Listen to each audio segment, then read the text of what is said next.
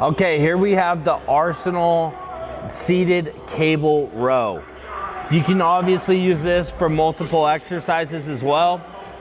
If I want to do like more low lat, I'm going to use something like this, a close grip attachment.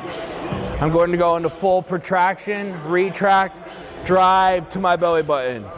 Full extension, retract, drive to my belly button. If I want to do more upper back, I can swap this attachment out, go to a wide grip handle.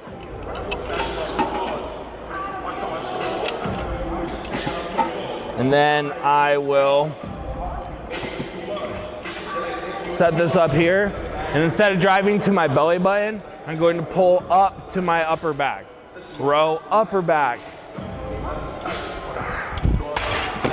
You can utilize a lot of different variations on this. Obviously the same thing, weight stack, easily adjustable.